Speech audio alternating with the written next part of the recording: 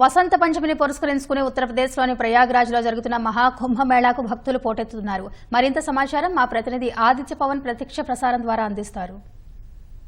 మహాకుంభమేళాలో ఇప్పటి వరకు కూడా సుమారుగా 31 కోట్ల మంది పైగానే పుణ్యస్థానాలు ఆచరించినట్టుగా అధికారిక లెక్కలు తెలియజేస్తున్నాయి. ఒక మౌని అమావాస్య రోజునే 10 కోట్ల మార్కు దాటింది. అయితే ఈరోజు వారాంతపు సెలవు రోజు, ఆదివారం కాబట్టి సమీపంలో ఉన్నటువంటి రాష్ట్రాల నుంచి పెద్ద సంఖ్యలో భక్తులు వస్తున్నారు. మనం ఇక్కడ ప్రస్తుతం సంగం ఘాట్లో ఉన్నాం. సంగం ఘాట్లో చూడొచ్చు, భక్తుల సంఖ్య కొంచెం తక్కువగా ఉంది. ఎందువల్లంటే రేపు వసంత పంచమి, సరస్వతీదేవి ఉద్భవించిన రోజు. గంగా, యమున, సరస్వతి ఈ 3 నదులు కలిస్తేనే త్రివేణి సంగమం.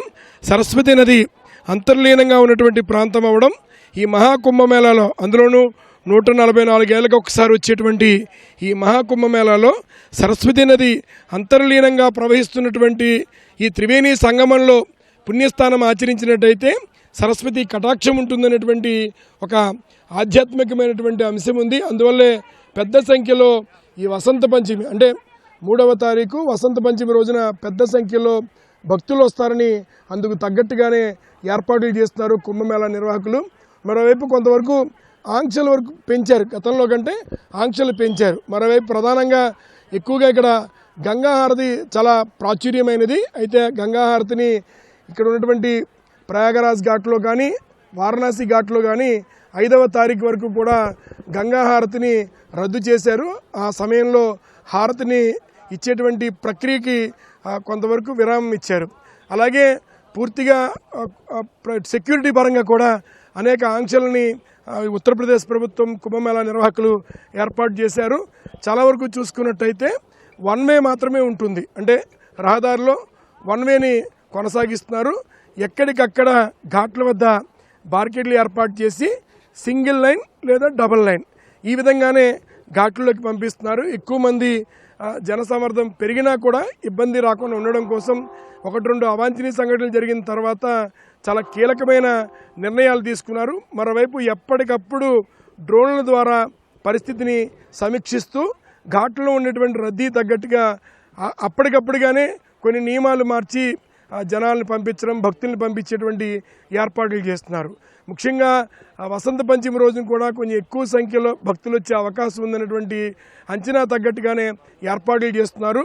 ముఖ్యంగా ఘాట్లలో చాలా భద్రతాపరమైనటువంటి చర్యలు తీసుకున్నారు.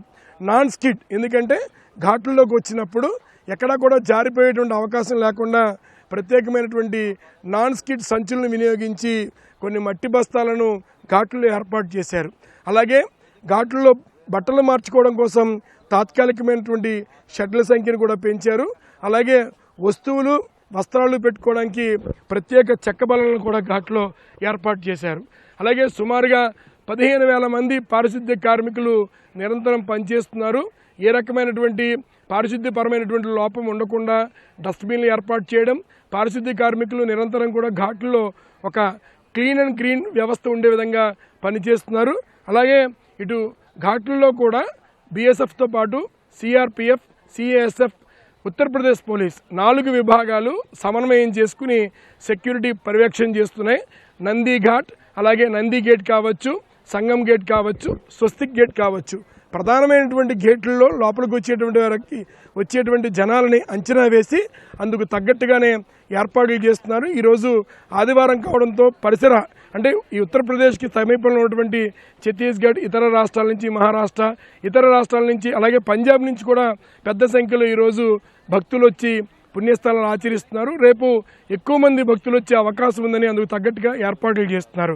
ట్రాఫిక్ పరమైనటువంటి ఏ రకమైన ఇబ్బంది రాకుండా ప్రత్యేకంగా ఒక ఉన్నతాధికారి నేతృత్వంలో ట్రాఫిక్ పరమైనటువంటి నియంత్రణ కూడా చేస్తున్నారు. ముఖ్యంగా ప్రయాగరాజులో కుంభమేళా వసంత పంచమి సంబంధించినటువంటి అన్ని ఏర్పాట్లని కూడా కుంభమేళా నిర్వాహకులు పూర్తి చేశారు. కెమెరా పర్సన్ కె శ్రీనివాస్తో ఆదిత్య పవన్, మహాకుంభమేళా ప్రయాగరాజ్.